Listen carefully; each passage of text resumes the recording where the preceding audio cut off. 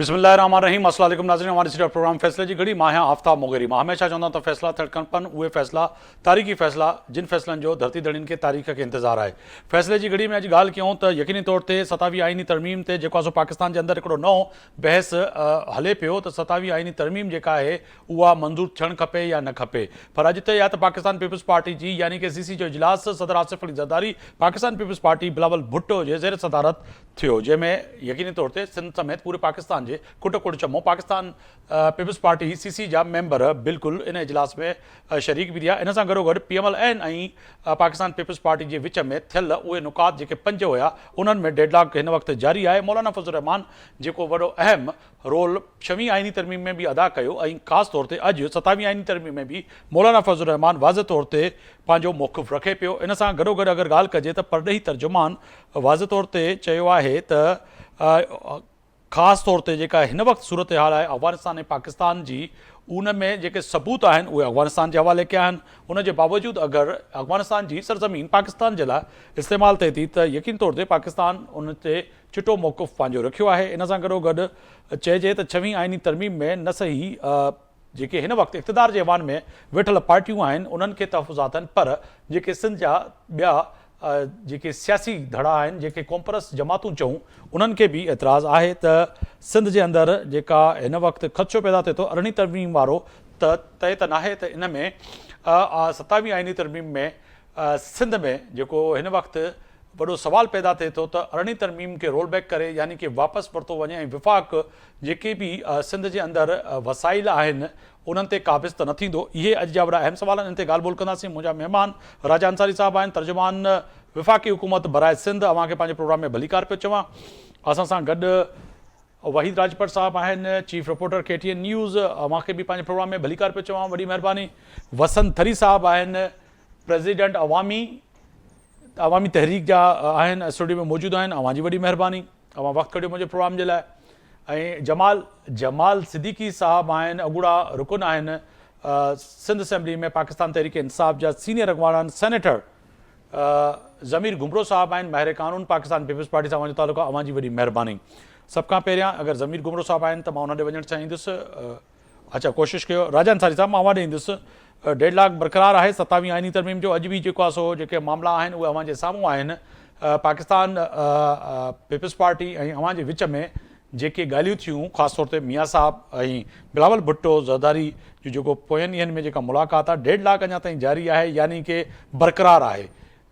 इतफ़ाक़ कयो पिया या न पिया कयो फैसले में, फैसले जी घड़ी में फ़ैसिलो थींदे नज़र अचे पियो अव्हांखे?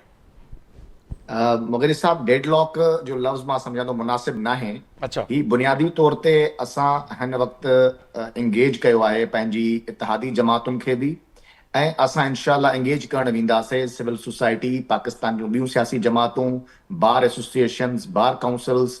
त इन सॼे अमल में उन सां चाहियूं था त उन्हनि खे बि शरीक कयूं, हिकिड़ो नेशनल डिबेट थिए। ऐं असां हिन वक़्तु पाकिस्तान में 27वीं आइनी तरमीम सिर्फ़ु ऐं सिर्फ़ु इन हिकिड़े नुक़्ते ते आणणु चाहियूं था त पाकिस्तान खे जेके सिक्योरिटी ख़दशात दरपेश आहिनि, पाकिस्तान जे ॿिनि सूबनि में तक़रीबन हिकिड़ी जंग वारी सूरत हाल आहे। पाकिस्तान जूं ॿई सरहदूं महफ़ूज़ न आहिनि। दहशतगर्द हिते जंहिं तरीक़े सां कार्रवायूं कनि था ऐं सूबाई हुकूमतूं, मां सम्झां थो KPK जो मिसाल सभिनी जे साम्हूं आहे, जंहिं तरीक़े सां हुते ऑपरेशन में मुदाख़लत आहे, ऑपरेशन नथो करणु ॾिनो वञे। ॾिसो न, सिंध जा माण्हू, असां सिंध जे टॉप न्यूज़ चैनल ते मौजूदु आहियूं। हिते मां तव्हांखे ॿुधायां त सिंध जे अंदरि तमामु वॾो ख़दशो आहे तालिबान खे वठी करे। ऐं सिंध जूं कॉम्परस जमातूं हुजनि, सियासी जमातूं हुजनि, मज़हबी जमातूं हुजनि, उहे सभु तालिबान जे ख़िलाफ़ु हिकिड़ो वाज़े मौक़िफ़ रखनि थियूं। पर जॾहिं तालिबान जे ख़िलाफ़ु असां ऑपरेशन करणु वञूं था त उते तव्हांखे ख़बर आहे त सूबे जे तरफ़ां कंहिं बि क़िस्म जो ताउन नथो कयो वञे। इन करे ज़रूरत आहे त सिंध जे अंदरि था चओ या KP जी था ॻाल्हि कयो? KP जी ॻाल्हि असां ज़रूरत इन ॻाल्हि जी आहे त असां पाण में डिबेट कयूं ऐं हिकिड़ो बहितर आइनी हिकिड़ो हल कढूं त कहिड़ी तरीक़े सां वफ़ाक़ डायरेक्टली वञी करे जॾहिं सूबो तव्हांखे कोऑपरेट न करे ऐं जॾहिं सूबो उन्हनि खे दिफ़ा करे, दहशतगर्दनि जो दिफ़ा करे, उते अहिड़ी हुकूमत क़ाइमु थी वञे जिते उहा दहशतगर्दनि खे दिफ़ा करे थी, त मुल्क जे ॿियनि हिसनि खे बचाइण जे लाइ वफ़ाक़ पंहिंजो कहिड़ो किरदारु अदा करे सघे थो, उन में आइन में कहिड़ियूं तब्दीलियूं आणजनि। इन करे मां सम्झां थो त वक़्त जी तमामु मां पहिरियां वञणु चाहींदुमि वहीद राजपत साहब, KTN जा जेको आहे सो चीफ रिपोर्टर आहिनि, ऐं अॼु जेको आहे गॾिजाणी जेका थी आहे उन में छा तय थियो आहे या न थियो आहे या वहीद राजपाट साहब खां पुछंदासीं। वॾी महिरबानी वहीद राजपाट साहब, छा कल्ह बि देरि ताईं 5 कलाक खां वधीक जेको इजलास हलियो, इजलास में 5 नुकात जेके हुआ उहे साम्हूं आया ऐं ख़ासि तौर ते चेयरमैन पाकिस्तान पीपल्स पार्टी बिलावल भुट्टो चयो त अहम हिन वक़्तु फ़ैसिले जी घड़ी में हिकिड़ो फ़ैसिलो कयो आहे, पर अॼु बि जे नाले चई त सुभाणे बि मज़ीद ऐं वधीक हिन ते जेको आहे सो बहस थींदो, ॻाल्हियूं ॿोलियूं थींदियूं। छा अॼु तइ पायो हिन सॼे इजलास में? वहीद राजपाट साहब, अच्छा कोशिशि कयो त अच्छा वहीद राजपाट साहब, अच्छा वहीद राजपाट साहब, कल्ह बि 5 कलाकनि खां वधीक CC जो इजलास हलियो, अॼु बि छा तइ पायो आहे त 27वीं आइनी तरमीम में कल्ह बिलावल भुट्टो ज़रदारी साहब इहा ई ॻाल्हि कई त कुझु नुकात ते सुभाणे बि बहस थींदो, यानी अॼु जे नाले त कुझु ख़बर साम्हूं आई आहे त छा बहस थियो, छा फ़ैसिलो थियो फ़ैसिले जी घड़ी में? महिरबानी आफ्ताब वग़ैरह साहब, तव्हां मामले ते ॻाल्हाइण जो मौक़ो ॾिनो। अॼु पाकिस्तान पीपल्स पार्टी जे सेंट्रल एग्जीक्यूटिव कमेटी जो हिन वक़्तु इजलास जारी आहे। इजलास खे चङो टाइम थी वियो आहे। गुज़िरियल राति बि जेका 5.5 कलाक 27वीं आइनी तरमीम ते जेको तफ़सीली जेके सीनियर मेंबर्स उन्हनि जे तरफ़ां गौर कयो वियो। हिन वक़्तु ताईं जेको आइन जो आर्टिकल 243 आहे उन ते पीपल्स पार्टी मुतफ़िक़ आहे त हुकूमत जी जेकी तजवीज़ आहे उन ते उन जेका हुकूमत जी पार्लियामेंट में सपोर्ट कई वेंदी। इन खां अलावा बाक़ी 18वीं तरमीम ऐं NFC अवार्ड ते वाज़े मौक़ुफ़ आहे पीपल्स पार्टी जो, उहा कंहिं सूरत में क़ाबिल क़बूल तजवीज़ न आहे हुकूमत जी। हिन वक़्तु इजलास जारी आहे। जजिस जे हवाले सां बि जेके हुनजूं मुक़ररियूं बदिलियूं, पहिरियां थींदो आहे उहो तरीक़ेकार पुराणो आहे, पर उहो चीफ जस्टिस जो जवाबदीदो जो अख़्तियार हुयो। हिन वक़्तु उहो जेको अख़्तियार हुकूमत पाण वटि रखणु चाहे पई, पर मुशावरत ऐं सलाह मशवरो चीफ जस्टिस सां कयो वेंदो, जंहिंखां पोइ जेका जजिस जी मुक़ररियूं ऐं बदिलियूं थींदियूं। आइनी जेकी वफ़ाक़ी आइनी अदालत आहे, जेको मीसाक जमहूरियत बि थी, उन में नून लीग ऐं पीपल्स पार्टी इहा ॻाल्हि रखी त वफ़ाक़ी आइनी अदालत हुजणु घुरिजे। वफ़ाक़ी आइनी अदालत जो जेको जवाबदीद अख़्तियार हूंदा उहो वफ़ाक़ ऐं सूबनि जे विच में जेके तकरार आहिनि उनखे निबेरणु ऐं आइनी मामला जेके आहिनि उन्हनि ते जेको आहे उहो फ़ैसिला वफ़ाक़ी आइनी अदालत कंदी।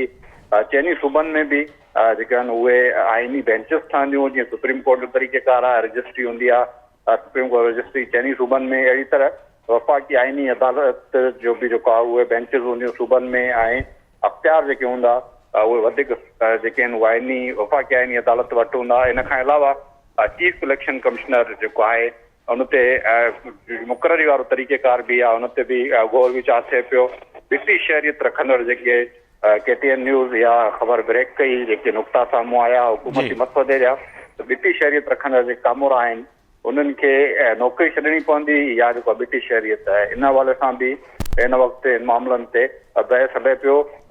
NFC अवार्ड ऐं 18वीं तरमीम खां अलावा ज़रिया इहे दावा कनि पिया त पीपल्स पार्टी उन ते मुतफ़िक़ आहे। ॿिया नुक़्ता जेके आहिनि अॼु होपफुली उहे क्लियर थींदा, अनाउंस थींदो त हुनजी हुकूमत जी हिमायत कई वेंदी। वहीद राजपाट साहब, वॾी महिरबानी, अवां सां गॾु ई हुजो ऐं हिन दौरान खां अपडेट अचे त लाज़मी अवां खां बि वठी वठंदासीं। मां ॿियनि महिमाननि जे तरफ़ वेंदुसि जेके स्टूडियो में मौजूदु आहिनि। जमाल सिद्दीकी साहब, वॾी महिरबानी अवां वक़्तु कढियो, ऐं वसंत थरी साहब आहिनि सदर हिन अवामी तहरीक जा। अवां कीअं पिया ॾिसो सर 27वीं आइनी तरमीम खे, अवामी तहरीक कीअं पई ॾिसे ऐं सम्झो पिया त वाक़िअतनि जेको सिंध जे खे ख़दशात आहिनि त 27वीं आइनी तरमीम में जेको आहे 18वीं आइनी तरमीम में जेके सूबनि खे ख़ुदि मुख़्तियारियूं मिलियूं हुयूं उहे रोल बैक त न थींदियूं ऐं उहे वापसि त न थी वेंदियूं। सिंध जा मादनियात, सिंध जी वदनियत ते त को वॾो वार त न थींदो, इहो सम्झो पिया हुआ? महिरबानी मुगैरी साहब, बेसिकली सिंध हिकिड़ो आज़ादु वतन तौर ते पाकिस्तान में शामिलु थियो 1940 जी क़रारदाद तहत जी। उन तहत असीं हिकिड़ी आज़ादु वतन आहियूं, आज़ादु वतन तौर ते शामिलु थियासीं। असांजे कंसेंट खां सवाइ का ॻाल्हि उहा न थियणु खपे जी। ऐं इन खां सवाइ हीअं जेका आहे मौजूदु जेका बि हीअ 27वीं आइनी तरमीम जेका आंदी पई वञे, 27वीं आइनी तरमीम जेका आहे इहो संसदो रोल बैक 6वीं आइनी तरमीम बि थिए थी ऐं उन सां गॾु 18वीं आइनी तरमीम थिए थी। ॿई थियनि थियूं? ॿई बिल्कुलु थियनि थियूं। 18वीं आइनी तरमीम में जेके शयूं जेके वफ़ाक़ खड़े सूबनि जे हवाले जेको कयूं वयूं उनखे इन रोल बैक ऑलरेडी करे छॾियो। Board of investment amendment act जेको 2023 जो आयो जंहिंमें SIFC जो इदारो ठहियो ठीकु आहे। SIFC इदारे ठहण खां पोइ हिन जेका माइनिंग जा मामला इहे ऑलरेडी वफ़ाक़ जा वारे छॾिया तॾहिं बि अहिड़ी तरह रोल बैक करे छॾी। हाणे उनखे आइनी शिकल ॾियण जे लाइ वधीक जेके आहिनि एजुकेशन जो मसइलो आहे ऐं सिहत जा मसइला इहो वरी वफ़ाक़ ॾियण जे लाइ प्लानिंग पिया कनि। अॼु ताईं उनजो ड्राफ्ट कोन आयो आहे। NFC में जेका अवार्ड जेको सिंध जो पॉपुलेशन जेको आहे सो आई थिंक जेके ॿ हिनमहिल ॻाल्हियूं साम्हूं अचनि थियूं जी एजुकेशन ॿियो पॉपुलेशन एजुकेशन ऐं पॉपुलेशन उहो ई ॾियनि था उनखे रोल बैक कनि था। ऐं इन खां सवाइ जेका आहे असांजी NFC में जेको शेयर आहे उहो शेयर बि जेके वधाइण जी ॻाल्हि किस्म इनखे सम्झी अचे पई। को इन वक़्तु ताईं गवर्नमेंट में वेठी आहे, पीपल्स पार्टी बि वेठी आहे, शहबाज शरीफ़ जी पार्टी नवाज़ शरीफ़ बि वेठी आहे, ॿई पार्टियूं वेठियूं आहिनि। उन्हनि ताईं अञा ताईं को ड्राफ्ट साम्हूं आयो आहे जो उहो उन्हनि ज़ाहिर कोन कयो आहे। हाणे ही करणु छा था चाहिनि इन सॼे मामले में हिकिड़ी शइ मुबहम आहे, का लुकियल आहे, का ॻाल्हि अचे पई ऐं जे क़िस्म जो डिस्कस थिए पियो उन डिस्कस में सदाईं इहे पार्टियूं जेके इक़्तिदार में वेठियूं आहिनि इहो सदाईं कोशिशि कंदो उनखे पंहिंजो इंट्रस्ट कोई प्यारो कोन्हे, वतन उनखे प्यारो कोन्हे, असांजा वसीला उनखे प्यारा कोन्हे। हिन मुसलसिल इन खां अॻु में जेके कुझु फ़ैसिला कनि उहे फ़ैसिला सिंध जे फेवर में कोन्हे। हीअ संसद हीअ सभु कुझु ॾेई छॾींदा, हीअ वसीला पंहिंजा ॾेई छॾींदा। हीअ अड़े तरमीम हिनखे प्यारी कोन्हे, हिनखे कुर्सी बसि प्यारी आहे। उन कुर्सी लाइ जेको कुझु हिनखे खपे उहो सभु कुझु ॾियण जे लाइ तयारु आहिनि। 26 आइनी तरमीम में जेका हिन जुडिशरी जी हिनखे मुकमल तौर ते अपाहज करे छॾियो। ठीकु आहे। आइनी बेंचूं ठहियूं। हाणे आइनी बेंचनि मज़ा जेकॾहिं हींअर वक़्तु जेका पिटीशन हले पई 26 अमेंडमेंट जे हवाले सां उहा आइनी बेंच ॿुधे पई। हिननि खे उते मामिलो अची वियो त सुप्रीम कोर्ट जेका ही सुप्रीम कोर्ट आहे या आइनी बेंच आहे इन मसइले खे हल जे लाइ हीअ वरी नहीं अची पिया चवनि था वफ़ाक़ी आइनी कोर्ट। वफ़ाक़ी आइनी कोर्ट माना आइनी बेंच कोन्हे या ॿी कोई जुदा शइ हूंदी। इन क़िस्म जी जेका सूरत हाल करण वञे त मुकमल तौर ते कोर्टूं अवां सम्झो पिया त हीअ जेको आहे सो संसदो सिंध जे लाइ अरिड़हीं तरमीम ऐं सिंध जे जेके मामलात आहिनि वसाइल ऐं मसाइल जेके आहिनि उन्हनि खे विफ़ाक़ वापसि पाण ॾे वठणु पियो चाहे मुकमल तौर ते उनजो मुकमल कंट्रोल हिकिड़ी जमात सिद्दीकी साहब ॾे वेंदुसि। प्रोग्राम जे लाइ 27 आइनी तरमीम जे लाइ पाकिस्तान तहरीक इंसाफ़ जो नुक़्ते नज़र छा आहे ऐं अवां सम्झो पिया वाक़ई जेका अवामी तहरीक सम्झे पई आहे सिंध जो माण्हू सम्झनि पिया ऐं पाकिस्तान पीपल्स पार्टी बि जेका वहीद राजपत साहब ॻाल्हि कई जेके 5 नुकात आहिनि ख़ासि तौर ते जेके साम्हूं आया आहिनि जंहिं ते अञा बि किथे न किथे फाइनल जेको चइजे न फ़ैसिले जी घड़ी में फ़ैसिलो न थियो आहे। अॼु जेको आहे सो थियणो हुयो जेको हिनमहिल बि इंतज़ारु कयूं पिया शायदि थोरी देरि में थिए। पाकिस्तान तहरीक इंसाफ़ कीअं पई ॾिसे सर इन सॼे मामले ते? बिस्मिल्लाह रहमान रहीम।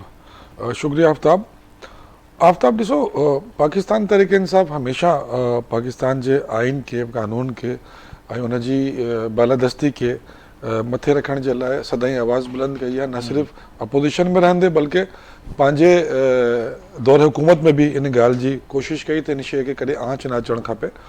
पर बदकिस्मती पाकिस्तान जी ये रही आहे कि असांजी इक़्तिदार में हूंदड़ जमातूं इक़्तिदार में वेठी जमातूं पंहिंजे पाण खे अञा मज़बूत करण जे लाइ उहा आइनी तरमीम कंदियूं आहिनि जंहिंसां सिर्फ़ु उन्हनि खे ऐं उन्हनि जे इक़्तिदार खे फ़ाइदो पहुचे या उहो रास्तो इख़्तियार कंदियूं आहिनि। आइनी जेके मामलात आहिनि सिर्फ़ु वक़्ती तौर ते फ़ाइदो त पहुचाए सघे थो पर आइनी मामिलो जेको आहे उहो सॼी क़ौम ऐं ईंदड़ मुस्तक़बिल जे महिमारनि लाइ हूंदो आहे न। केर बि पार्लियामेंट चाहे अवां पार्लियामेंट में को आइनी फ़ैसिला कया उहे अॼु मौजूदु आहिनि। माना त इहो त सिर्फ़ु पंहिंजे फ़ाइदे लाइ कंदा आहिनि पर उन खां पोइ हिकिड़ो उहो कानून बणिजी वेंदो आहे न उहो त पोइ सभिनि जे लाइ हिकिड़ो रस्तो इख़्तियार करण जो उहो ई हूंदो आहे त भई इन ते सभिनि खे हाणे हलिणो आहे।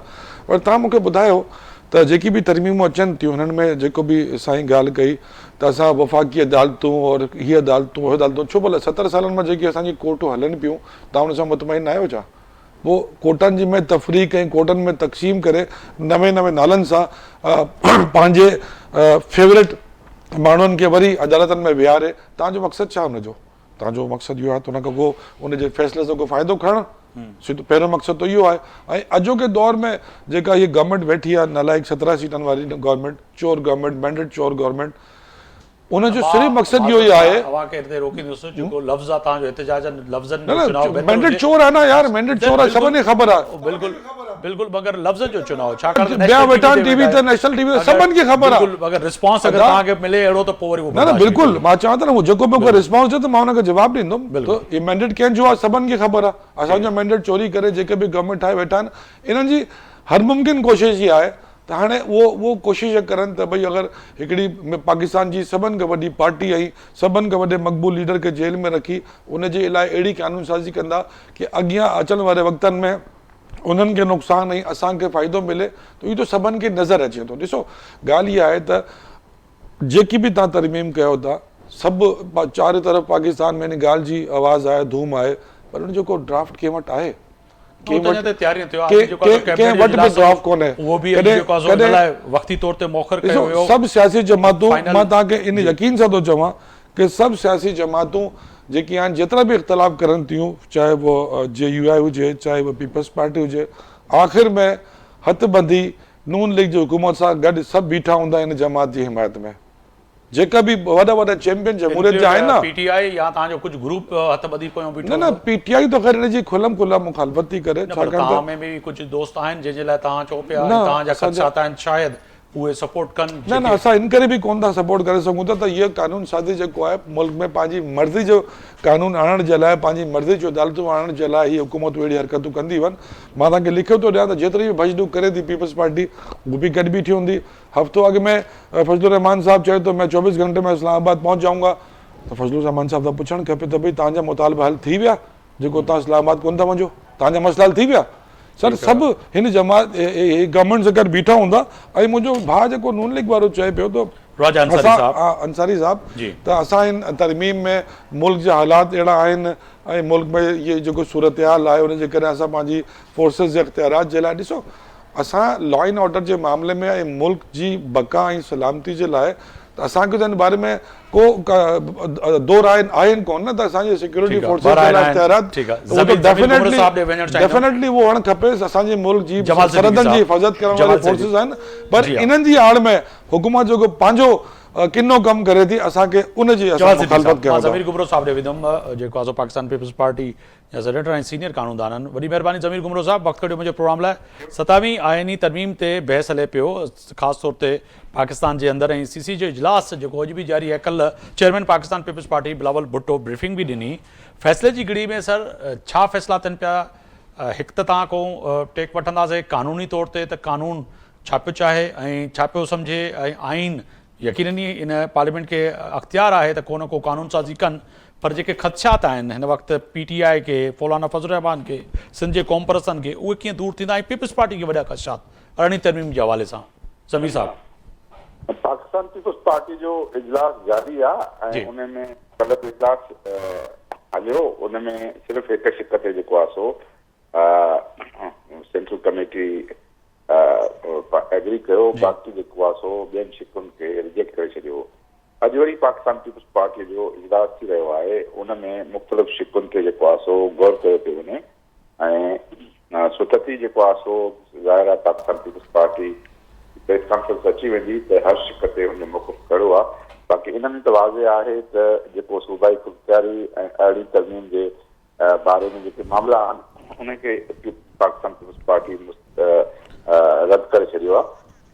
ऐं जीअं NFC जो जेको आहे सो आहे प्रोटेक्शन उनखे विदा करण वारो प्रपोज़ल ऐं एजुकेशन या पॉपुलेशन प्लानिंग जेको आहे सो वापसि मर्कज़ खे ॾियणु या एग्जीक्यूटिव मजिस्ट्रेसी ते बि जेको इन शिकिल में आहे उन ते बि पाकिस्तान पीपल्स पार्टी ते एतिराज़ आहिनि। बाक़ी फेडरल कॉन्स्टिट्यूशनल कोर्ट जेको आहे सो उहा चार्टर ऑफ डेमोक्रेसी में हुई, मुल्क जे सभिनी पार्टियुनि सिविल सोसाइटियुनि ते एग्री कयो हो त जीअं त सुप्रीम कोर्ट जी ओरिजिनल जुरिडिक्शन ॿिनि या ॿिनि खां वधीक सूबनि में तकरार निंदेण आहे, उनजे करे फेडरल कॉन्स्टिट्यूशन कोर्ट अहिड़ी हुजे जेका चइनि सूबनि जे बराबरी ऐं नुमाइंदगी ते मुश्तमिल हुजे ऐं मौजूदा सुप्रीम कोर्ट खे सिविल ऐं अपीलेट जुरिडिक्शन ॾिनी वञे, जो चार्टर ऑफ डेमोक्रेसी में निकिरे।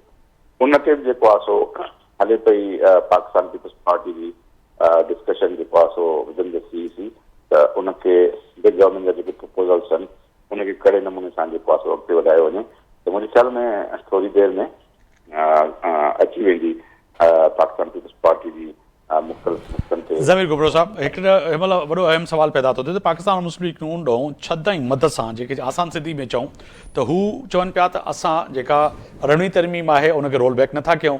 असांजो नुक़्ते नज़र यानी कि PMLN जो नुक़्ते नज़र इहा आहे त 2 वज़ारतूं एजुकेशन ऐं पॉपुलेशन वापसि वठण जी ॻाल्हि कयूं पिया त यकसां तालीमी जेको सिस्टम हुजे पूरे पाकिस्तान में जेको हुजे उहो हिकिड़ो ई हुजे, चाहे उहो KP खां कश्मीर खां कराची खां कश्मीर ताईं या पंजाब बलूचिस्तान ऐं KPK जे अंदरि ऐं सिंध जे अंदरि इन ॿिनि वज़ारतुनि ते ज़ोर छा आहे ऐं पीपल्स पार्टी छा पई सम्झे सर इन लाइ? जेको आहे सो करिकुलम जेको आहे सो 1973 खां सूबाई सब्जेक्ट रहियो आहे, त हे त ज़ोरी पहिरियों कंदा जी। गैर कानूनी तौर ते, पर टेक्स्ट बुक बोर्ड हर कंहिं सूबे जो पंहिंजो आहे, हर कंहिं सूबे जी हिस्ट्री पंहिंजी आहे, उन में जेको आहे पाकिस्तान स्टडी वग़ैरह पढ़ाई वेंदी आहे, पाकिस्तान जी जेका हिस्ट्री आहे, ऐं उन में यकसानियत जो कहिड़ो उसूल आहे, त डाइवर्सिटी छो न हुजे, जेको आहे सो यकसानियत कहिड़ी आहे, त पूरे मुल्क में जेको आहे सो तव्हां चारई सूबा जेको आहे सो चइनी सूबनि जी जेका तारीख़, त इहो हर सूबे जो पंहिंजो राइट आहे त जेको टेक्स्ट बुक बोर्ड आहे या टेक्स्ट आहे या पंहिंजो करिकुलम आहे उहो राइट करे, उन सां कहिड़ी तकलीफ़ आहे जेको आहे फेडरल गवर्नमेंट छा आहे, त फेडरल ब्यूरोक्रेसी चाहे थी त इहे वज़ारतूं वापसि अचनि ऐं पोइ हुननि जा जेको आहे प्रमोशन्स थियनि, छो त फेडरल ब्यूरोक्रेसी जी जेका बजट आहे उहा 3 डिफेंस बजटनि जे बराबरि आहे, जेका 7,000 बिलियन आहे, ऐं जंहिंखे तव्हां 3,000 ताईं घटि करे सघो था, त हू जस्टिफाई कंदा हिनखे त ॾिसो असां वटि वज़ारतूं, पहिरियों वज़ारतूं जेके तव्हां गैर कानूनी रखियो उहे त वापसि कयो न, तव्हां जेको आहे सो हेल्थ रखी आहे, तव्हां एग्रीकल्चर रखी आहे, तव्हां हाउसिंग रखी आहे, सभु जेके बि आहिनि उहे 18th अमेंडमेंट जे ख़िलाफ़ आहिनि, ऐं उहो गवर्नमेंट जो जेको आहे सो आवाम जो पैसो ख़र्च थिए थो, उन्हनि ते तव्हां 3,000 अरब में गवर्नमेंट हलाए, सिविलियन एक्सपेंडिचर करे मां गवर्नमेंट हलाए सघो था, फेडरल गवर्नमेंट, उहा तव्हां 7,000 अरब में था हलायो, माना 4,000 अरब जेको आहे सो आवाम खां वधीक पैसा था वठो, असांखे IMF जी ज़रूरत कोन्हे का, ऐं वरी सूबनि खे चओ था त अञा वधीक पैसा ॾियो, ही कहिड़ी जेको आहे सो आहे गवर्नमेंट हलाइनि। फेडरल गवर्नमेंट त उन लाइ ठाही वेंदी आहे त उन में गॾियल सूबा उन गॾियल तौर ते हलाईंदा आहिनि कुझु शयूं, त जीअं ख़र्च घटि अचे। हींअर फेडरल गवर्नमेंट जी 17,500 अरब बजट आहे, चइनी सूबनि जी 10,500 अरब बजट आहे, इहो अहिड़ी फेडरल गवर्नमेंट जेको आहे सूबा कीअं अफोर्ड करे सघनि था? फेडरल गवर्नमेंट त अहिड़ी हूंदी आहे जेका घटि ख़र्च करे सूबनि खे जेको आहे सो माना अफोर्ड करे सघनि। हीअ त सूबनि खां सभु पैसा वठी जेको आहे पाण वटि रखी सिविल ब्यूरोक्रेसी चए थी 7,000 अरब तव्हां छा जा रखिया आहिनि भाई? डिफेंस जी बजट जेको आहे 2,500 अरब आहे, तव्हां 7,000 अरब कहिड़े हिसाब सां रखिया आहिनि? अचो न तव्हां डिस्कशन कयो न, इहो डिबेट कयो न, तव्हां छाजे लाइ इहे गैर कानूनी मिनिस्ट्रियूं रखियूं आहिनि जेके आइन में कोन्हनि, जेके तव्हां 42 डिवीजन रखियूं आहिनि, जेके तव्हांखे 10-12 वज़ारतूं थी थियनि, उहे 2,500-3,000 में हलाए सघनि थियूं आराम सां, ऐं डिफेंस जो ख़र्च जुदा आहे, डेट सर्विसिंग जो ख़र्च जुदा आहे, उहो तव्हां जुदा माण्हुनि खां टैक्स भरे वठो था, वरी हुन खां पोइ तव्हां 7,000 जेको आहे अरब ॿिया बि तव्हांखे ॾियूं, जॾहिं त सूबनि खे जेको आहे चइनी सूबनि खे 6,500 अरब था मिलनि, तव्हांखे 19,000 जे पंहिंजो टैक्स ऐं नॉन टैक्स रखणो आहे।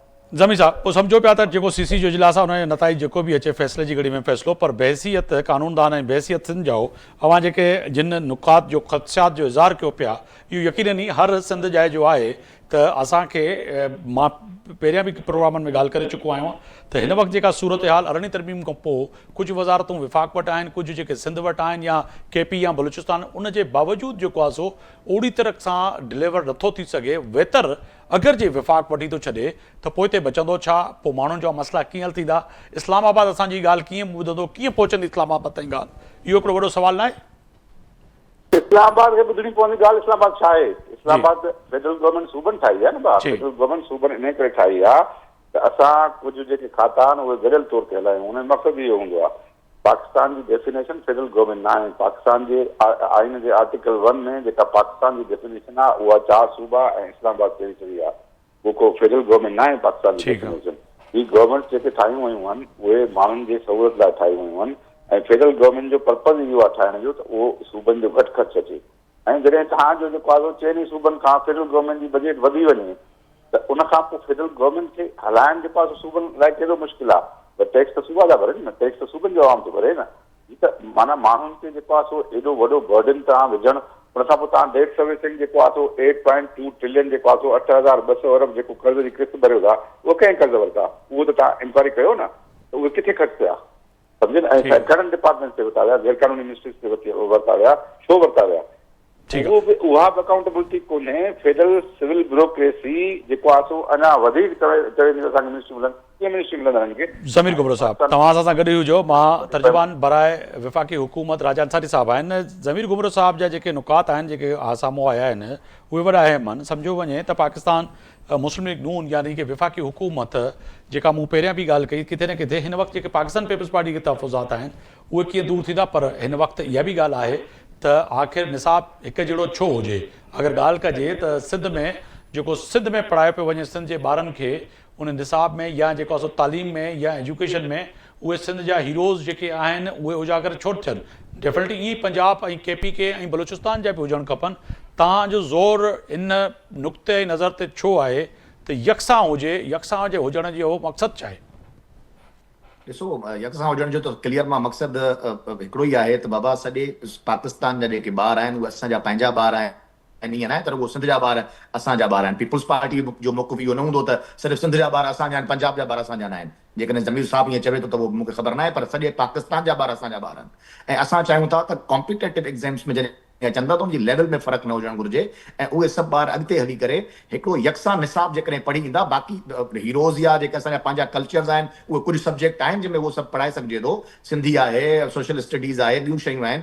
पर इंटरनेशनली मां सम्झां थो जेको मुक़ाबिलो करण जे लाइ ज़रूरत इन ॻाल्हि जी आहे त कुझु शयूं अहिड़ियूं ज़रूरु हुजणु घुरिजनि जेके पूरे मुल्क में यकसां हुजणु घुरिजनि, हिकु जहिड़ो निसाब हुजणु घुरिजे जंहिंसां ॿार हिक ॿिए खां अॻिते पोइते न हुजनि, घटि में घटि हिकु जहिड़ो निसाब पढ़नि। अच्छा, ॿी ॻाल्हि इहा आहे त इहा तमामु बहितर ॻाल्हि कई ज़मीर घुमरे साहिबु। इहो ई सबबु आहे त असां इहा डिबेट कराइणु चाहियूं पिया या असां पंहिंजी इत्तेहादी जमातुनि वटि पंहिंजो मुशावरती एजेंडा बि खणी वियासीं त असां इन्हनि सभिनी नुक़्तनि ते मशवरो करे सघिजे। हिन वक़्तु पाकिस्तान पीपुल्स पार्टी पंहिंजे CEC जो इजलास अञा जो जारी आहे। ॾिसूं त उहो कहिड़ा फ़ैसिला कंदा ऐं उहो फ़ैसिला करे जॾहिं उथंदा त उन खां पोइ जॾहिं क़ौमी असेंबली में इहो 27वीं आइनी तरमीम जो बिल ईंदो त उते बि उन ते डिस्कशन थींदी ऐं हिक ॿिए खे वेही करे कुझु असां शयूं क़ाइल कंदासीं उन्हनि खे, कुझु हू असांखे क़ाइल कंदा। इहो ई जमहूरियत जो हुस्न आहे। ॾिसो ज़मीर साहिबु हिकु टेक्निकल ॻाल्हियूं कयूं, इदारनि जूं ॻाल्हियूं कयूं, ज़बरदस्त। इहा ई त असां उन्हनि खे दावत ॾिनीसीं त अचो असांखे ॿुधायो त कहिड़ी कहिड़ी जॻहुनि ते बहितरी जी गुंजाइश आहे ऐं कहिड़ी कहिड़ी जॻहुनि खे अञा वधीक बहितर करे सघिजे थो। त उन्हनि काई बि चोर जी ॻाल्हि न कई, डाकू जी ॻाल्हि न कई। असांजा PTI जा ॾिसो न केतिरो ग़ैर संजीदा उन्हनि जो रवैयो आहे। फलाणो चोर हीअं, बाबा मुंहिंजे हथ में घड़ी पातल आहे या मां पंहिंजी वरिती आहे, मूंखे फ़ख़्रु आहे। पर कुझु माण्हू आहिनि जेको मां सम्झो थो बानी PTI हर घर में जेकॾहिं हथ में घड़ी आहे उहा चोरी जी हुजे त मां छा थो करे सघां, सॼी दुनिया खे ख़बर आहे त उहा चोरी जी घड़ी आहे। त चोर जेको ॿियनि माण्हुनि खे चोर चवनि, तारीख़ उन्हनि खे साबित कयो चोर। ॿियनि माण्हुनि खे करप्ट चवणु शुरू कयूं, तारीख़ साबित कयो। अल कादरी ट्रस्ट में त कहिड़े तरीक़े सां दुनिया जी मेगा तरीन करप्शन उन्हनि कई। त इन करे जेके माण्हू पाण करप्शन जे दलदल में दॿियल हुजनि, पाण चोर हुजनि ऐं उन्हनि जी कलाइनि में बि चोरीअ जूं घड़ियूं पातल हुजनि, उहे घटि में घटि ॿियनि खे इहो महीनो न ॾियनि। 27वीं आइनी तरमीम जे ज़रिए मां इहो तव्हांखे इंश्योर थो कयां, मुस्लिम लीग नून हुजे या पीपल्स पार्टी हुजे, असां हिक ॿिए जी सपोर्ट खां अलावा काई बि तरमीम करे ई कोन था सघूं। तव्हां ज़मीर घुमरे साहिब खां पुछो त छा असां वटि मुस्लिम लीग नून वटि एतिरा अंग अखर आहिनि ऐवान में त असां कोई आइनी तरमीम करे सघूं? हीअ कानून साज़ी कोन पई थिए, हीअ आइनी तरमीम पई थिए। असांखे 2/3 मेजोरिटी खपे। इन करे जिन शिकुनि ते असां ॿई मुतफ़िक़ थींदासीं, असांजूं पर सर रात ताईं ज़मीर साहिब इहा बि ॻाल्हि कनि तरमीम कंदासीं। राजा साहब, ज़मीर साहिब इहा बि ॻाल्हि कनि पिया त हिन महिल CC जो इजलास हले पियो, फ़ैसिले जी घड़ी में जेको बि फ़ैसिलो थींदो उहो साम्हूं ईंदो। पर उनजे बावजूद बि जेका कल्ह चेयरमैन पाकिस्तान पीपुल्स पार्टी बिलावल भुट्टो साहिबु चयो त सिर्फ़ु हिकु नुक़्ते खे छॾे करे बाक़ी जेके ॿियूं शयूं आहिनि, पर उन्हनि वरी अॼु जेका ख़बर आई त ड्यूल नेशनलिटी जेके कामोरा आहिनि उन्हनि ते बि उन्हनि हिकिड़ो वॾो सुवालु उथारियो आहे। ऐं इन सां गॾोगॾु कोर्टुनि जो बि मामिलो तव्हांजे साम्हूं आहे ऐं ॿिया केतिरा ई इशूज़ आहिनि। पर उनखे पोइ असां तक़रीबन 80% ते त मुतफ़िक़ आहियूं, तक़रीबन 80% शयुनि ते असां मुतफ़िक़ आहियूं। असां चाहियूं था आइनी अदालत थियणु घुरिजे, वक़्त जी अहम ज़रूरत आहे, आम माण्हूअ खे रिलीफ मिलंदो। उनजा जेके पाकिस्तान तहरीक इंसाफ़ जे आइनी अदालत सां रिलीफ अव्हां खे मिलंदो, छाकाणि त जज उहो अव्हां अहिड़े तरीक़े सां लॻाईंदव जंहिंजी मर्ज़ी आहे त जहिड़ी रीति जेको आहे सो IG अगरि नापसंदि आहे सूबे में त उनखे विफ़ाक़ जे हवाले करे छॾियो। अहिड़ी तरीक़े कोई secretary, chief secretary, social media जूं ॻाल्हियूं PTI जूं ॻाल्हियूं, मां न पियो चवां, PTI जूं ॻाल्हियूं सोशल मीडिया जूं आहिनि। अगरि ॻाल्हि कजे जमाल सिद्दीकी साहब, प्रोसीजर आहे न, ईअं थींदो ई कोन्हे त असां पंहिंजी मर्ज़ी सां जज हणूं। नथो मोहतरम वज़ीर आज़म पंहिंजी मर्ज़ी सां जज नथो हणी सघे, मोहतरम सदर आसिफ ज़रदारी साहब पंहिंजी मर्ज़ी सां जज नथो हणी सघे। तव्हां घुमरे साहिब खां पुछो, असां खां पुछो, असां वकील आहियूं, असांखे ख़बर आहे हिकिड़ो प्रोसीजर आहे, आइन में हिकिड़ो प्रोसीजर हूंदो आहे। ईअं कोन्हे हीअ हिकिड़ी मिथ आहे, हिकिड़ो सियासी नारो आहे, हीअ पंहिंजी मर्ज़ी जा जज हणंदा, हीअ कंदा, ईअं ॿाराणी ॻाल्हि आहे छा यार? ख़ुदा खे मञो, हीअ ॻाल्हि आहे ई कोन। आइनी अदालत इन करे, अच्छा तव्हां पुछो त कीअं अवाम खे फ़ाइदो पहुचंदो? ॾिसो, अवाम जा सिविल मुक़दमा आहिनि, अवाम जा क्रिमिनल मुक़दमा आहिनि, उहे सॼो जॾहिं वक़्तु सुप्रीम कोर्ट जो खणी वेंदा, जेके आइनी बेंचिस आहिनि या आइनी जेके मामलात आहिनि, 20-20 ॾींहं उन्हनि ते हियरिंग हलंदी, त अवाम खे रिलीफ कीअं मिलंदो? असां चाहियूं था त जेका एपलेट जुरिसडिक्शन आहे सुप्रीम कोर्ट जी उन जे अंदरि जेके क्रिमिनल ऐं सिविल ऐं बैंकिंग ऐं ॿिया जेके केसिस आहिनि उहे उन्हनि जो निबेरो थी सघे, फौरन निबेरो थिए। ऐं आईनी अदालत हिकिड़ी सेपरेट अदालत हुजे जीअं दुनिया जे ॿियनि वॾनि तरक़ी याफ़्ता मुल्कनि में अलॻि सां आईनी अदालतूं आहिनि जेके आईनी पिटिशन्स ॿुधंदियूं आहिनि, उहे आईनी पिटिशन ॿुधंदियूं। ऐं इहा अॼु जी ॻाल्हि न आहे, इहो चार्टर ऑफ डेमोक्रेसी मोहतरमा बेनज़ीर भुट्टो ऐं मियां नवाज शरीफ सर उहा ई ॻाल्हि अगरि कयो था त चार्टर ऑफ डेमोक्रेसी ते उन ते ॿियनि नुकात ते त अमल न थियो आहे। पाकिस्तान पीपल्स पार्टी उन ते एहतिजाज आहे, उन ते बि 90% अमल थी चुको आहे। कुझु शयूं आहिनि जिते अमल न थियो, जंहिंमें हिकिड़ो नुक़्तो इहो आईनी अदालत बि हुयो। ऐं असां आईनी अदालत जो क़याम चाहियूं था त जीअं चार्टर ऑफ डेमोक्रेसी ते बि असां अमल करे सघूं ऐं अवाम खे ॿुधाए सघूं त मोहतरमा बेनज़ीर भुट्टो ऐं नवाज शरीफ साहिब जेको क़ौम सां चार्टर ऑफ डेमोक्रेसी ज़रिए वाइदो कयो उनजो बि हिकिड़ो असां पूरो कंदासीं इंशाअल्लाह। भई 18वीं तरमीम सूबाई ख़ुदमुख्तियारी इहो सभु चार्टर ऑफ डेमोक्रेसी जो हिसो हुया। इन करे 18वीं तरमीम या सूबाई ख़ुदमुख्तियारी ते PMLN कॾहिं बि आंच न अचणु ॾींदी, कॾहिं बि असां हुनखे रोल बैक न कंदासीं। असां चाहियूं था त पाकिस्तान जा सूबा वधीक ख़ुशहाल थियनि, छो जो असांजो इहो मौक़िफ़ आहे त सूबा ख़ुशहाल हूंदा त पाकिस्तान ख़ुशहाल हूंदो। बिल्कुलु जवाल सिद्दीकी साहब अवां सम्झो पिया त वाकई जे अगरि सूबा ख़ुशहाल हूंदा त पाकिस्तान ख़ुशहाल हूंदा, इहो नारो आहे या वाकई नियतनी PMLN इहो चाहे पई त सूबा ख़ुशहाल हूंदा। अगरि KP बलोचिस्तान ऐं सिंध ख़ुशहालीअ खां अलावा अगरि वज़ीर आज़म ऐं विफ़ाक़ खां NFC अवॉर्ड जे ड्यू शेयर जे लाइ एहतिजाज कंदा रहनि त पोइ सूबा कीअं ख़ुशहाल हूंदा? आफ्ताब इहो मुंहिंजे ख़्याल में मुंहिंजो भाउ जेको अंसारी साहिबु आहे उहो नओं नून लीग जॉइन कई आहे। हिनखे नून लीग जो नून लीग न मां सिर्फ़ु इहो थो चवां न मां अंसारी साहिब जे ॻाल्हियुनि सां ईअं थो लॻे छा जो नओं आयो आहे नून लीग जी तारीख़। न मूंखे ख़बर आहे पर मां इहो थो चवां त शायदि अंसारी साहब खे इहो नून लीग जी तारीख़ ख़बर न आहे त नून लीग जब माज़ी में नून लीग सां जजिस कहिड़ा जजिस उन्हनि सां अलाइनमेंट में हुया इहो शायदि विसरी वियो। माज़ी में जेका इहे नारा ॾे पियो अंसारी साहिब हिते वेही TV ते, इहा ई नारा इन्हनि खे मां फ्रॉड चवंदुमि। पोइ 70 सालनि खां त इहा ई फ्रॉडी नारा जेका अवाम खे ॾेई की सूबा ख़ुशहाल हूंदा त मुल्क ख़ुशहाल हूंदो, त माज़ी में ई सभु कुझु क़ौम ॾिसी चुकी आहे। इहा ई पीपल्स पार्टी तव्हां पीपल्स पार्टी हिकु दफ़ा न 4 दफ़ा डसी चुका आहियो त पीपल्स पार्टी हाणे मजबूरी में या पीपल्स पार्टी जी बि त कुझु न कुझु मजबूरी हूंदी न, जेको वफ़ाक़ मां विदाउट एनी मिनिस्ट्री बसि मां हाणे छा चवां तव्हां पाण समझदार आहियो। पर ही जेको ॻाल्हियूं जेके हलनि थियूं न हिन महिल तरमीम जे हवाले सां, आफ्ताब ॾिसो इहो सिर्फ़ु मुफ़ादात जी लड़ाई आहे।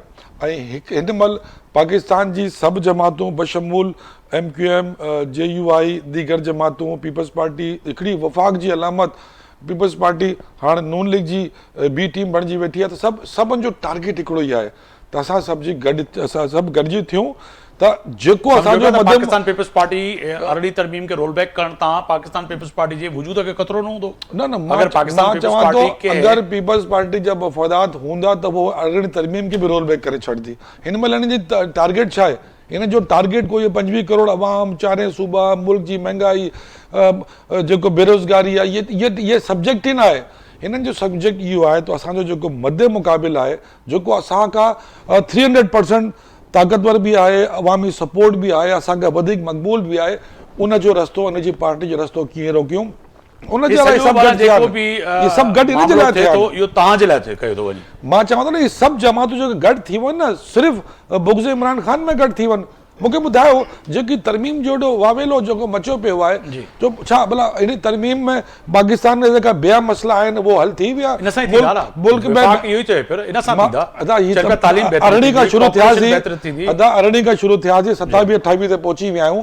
पाकिस्तान वो जेका पाकिस्तान जी कमी पेशी पूरी थी वई, मुल्क में बेरोज़गारी ख़तम थी वई, मुल्क में महंगाई ख़त्म थी वई, मुल्क जो कर्ज़ो 95,000 अरब ताईं पहुची वियो आहे, तो भला वो ख़त्म थी वियो, मुल्क जा ॿिया मसइला ख़त्म थी विया। सम्झो त कानून साज़ी न थियणु खपे? न थियणु खपे, पर मां इहो थो चवां त पंहिंजे मुफ़ादात जे लिए पंहिंजे हुकूमतनि खे इक़्तिदार खे तूल ॾियण जे लाइ पंहिंजे सियासी मुखालिफ़िन जा रस्ता रोकण जे लाइ कानून साज़ी न थियणु खपे। साहब आहिनि असां सां ज़मीर गुमरो साहब, बहसियत कानूनदान कानून त इहा ॻाल्हि करे पियो किथे न किथे सेनेट ऐं क़ौमी असेंबली में तरमीम भी थी सके थी ऐं कानून साज़ी भी थी सके थी, पर पाकिस्तान तरीक़े इंसाफ़ सम्झे पई त तव्हां PMLN जी B टीम आहियो ऐं मिली करे सिर्फ़ु हिकु शख़्स जे लाइ इहे रस्ता रोकण जी कोशिशि कई पई वञे 27 आईनी तरमीम जे थ्रू। इहो पीटीआई पंहिंजी बी टीम हुई, पीटीआई जेको आहे सो कहिड़ो जेको आहे सो कारनामो कयो हो 2000 हिननि जी तारीख़ 2018 खां 2022 नाई महीने ताईं ख़तमु आहे, 4 साल जी पंहिंजो तारीख़ अथनि, हिन खां वधीक तारीख़ हिननि जी कोन्हे का न। हिन कहिड़ो कारनामो कयो, हिन मुखालफ़नि खे बदिरायो, नएब ऐं एफ आई जे ज़रिए हुकूमत हलाई ऐं एजेंसी जे ज़रिए हुकूमत हलाई, हिन जी कहिड़ी हुकूमत हुई, मुल्क खे इकनॉमी खे तबाह कयो, हिन मुल्क खे तबाह कयो, on the verge of the 50 लख घर ठाहींदासीं, 1 करोड़ जॉब ॾींदासीं, उहे काॾे विया? हिननि जी कहिड़ी कारकर्दगी आहे? हे छा यूटोपिया में था रहनि, हे ख़्याली पुलावनि में था रहनि, हिनखे का बि न सियासत जी ख़बर आहे, न जमहूरियत जी ख़बर आहे, न आइन जी ख़बर आहे। इंडिया में 176 तरमीमूं थियूं आहिनि आइन में, असां वटि 47 थी आहे, इहा ख़बर आहे हिनखे?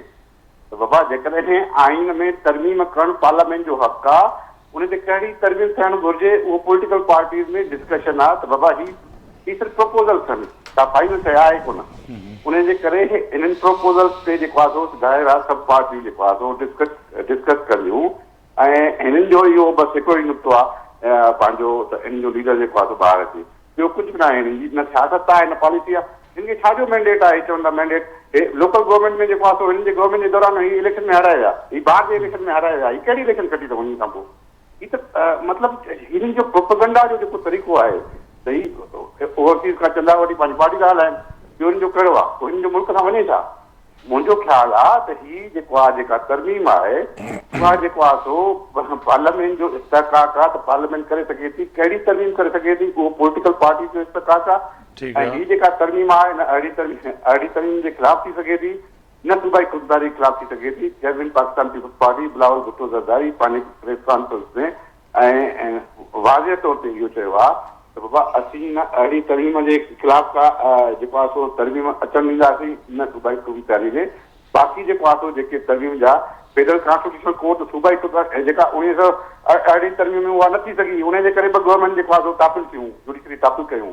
फेडरल कॉन्स्टिट्यूशनल कोर्ट जेकॾहिं 2010 में अहिड़ी तरमीम में ठाही वञे हा सूबनि जे बराबरी जे बुनियाद ते, त इहो जेको आहे सो ॿ वज़ीर आज़म कोन लहंदा ऐं जमहूरियत खे नुक़सानु न थिए हा। उहो चार्टर ऑफ डेमोक्रेसी जो नुक़्तो आहे, उन में हिकु कहिड़ी जेको आहे सो उहो आहे पंहिंजो एतिराज़ कहिड़ो आहे। बाक़ी जेको इलेक्शन कमीशन में 1.5 लाख आहे उन ते बि ज़ाहिर आहे। ऐं बाक़ी ठीकु आहे, मां चवां थो हे पॉलिटिकल पार्टीज़ आहिनि, हे इन में पार्टिसिपेट कनि ऐं गवर्नमेंट हिन सां जेको आहे सो डायलॉग करे। असां पाकिस्तान पीपल्स पार्टी इहा पॉलिसी आहे त डायलॉग कयो, पीटीआई सां डायलॉग कयो। ज़मीर साहब, हिकु त इहो हिकिड़ो सुवाल इहो बि आहे त जेके पार्टियूं ऐवान जे अंदरि आहिनि उन्हनि सां त डायलॉग थी सघे थो, छाकाणि त ऑन बोर्ड लाज़मी आहे। पाकिस्तान पीपल्स पार्टी खे वरितो वियो आहे, तहरीक इंसाफ़ जे जेको आहे सो भी अपोज़िशन जेका आहे उन्हनि सां बि मिलंदो।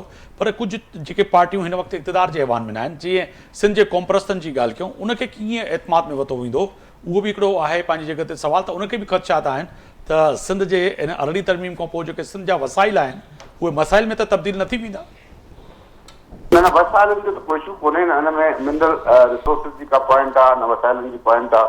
उहे त ज़ाहिर आहे बहस में ईंदा ऐं सभिनी खे ख़बर पइजी वेंदी। जी द मोमेंट जेको आहे सो कैबिनेट ही मैटर वेंदो त ऑफिशियल डॉक्यूमेंट पोइ थींदो आहे। फ़िलहाल त प्रपोज़ल कनि, पॉलिटिकल पार्टी डिस्कस कनि थियूं ऐं उहा जॾहिं ईंदी जेको आहे सो त उहा ज़ाहिर आहे माण्हुनि जे साम्हूं हूंदी ऐं उन में न रिसोर्सिस जो को प्रोविजन आहे, न उन में जेको आहे सो प्रोविंशियल ऑटोनॉमी जे ख़िलाफ़ जेको आहे सो पाकिस्तान पीपल्स पार्टी थियणु ॾींदी, न 18th अमेंडमेंट जे ख़िलाफ़ थियणु ॾींदी।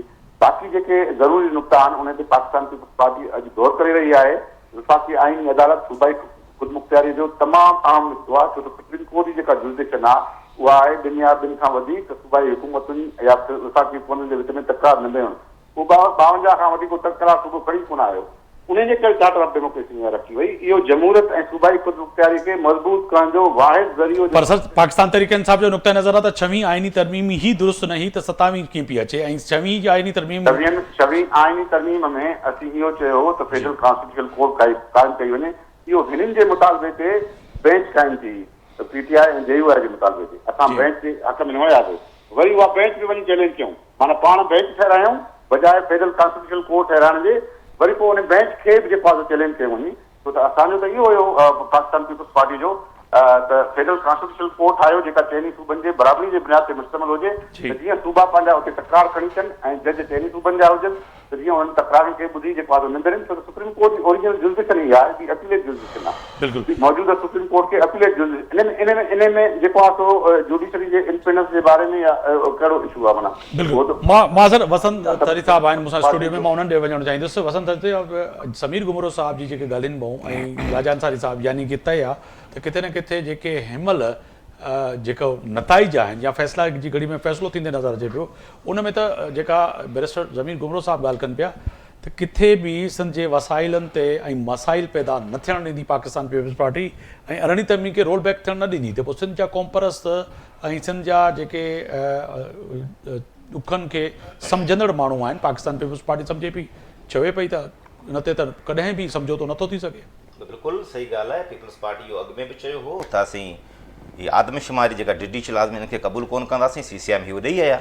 हिननि अॻु में बि चयो हो त असीं हिन सॼी वसीलनि जी असीं घुर कंदासीं, पर पीपल्स पार्टी नवाज़ शरीफ़ इहे ई गॾु हुया जंहिं PDM जी पहिरीं गवर्नमेंट जॾहिं आई उन टाइम ते हिन board of investment amendment act आयो ऐं असांजी प्रॉपर्टी 48 लख एकड़ पाकिस्तान जी जेका ज़मीन हारनि खे मिलणु खपे उहो SIC जे प्रोजेक्ट जे हवाले करे छॾियूं। 13 लख ज़मीन सिंध जी जेका उहो इन्हनि जे हवाले करण जे लाइ सांभा कया। 52,000 एकड़ ज़मीन इन्हनि उनखे ॾेई छॾियो।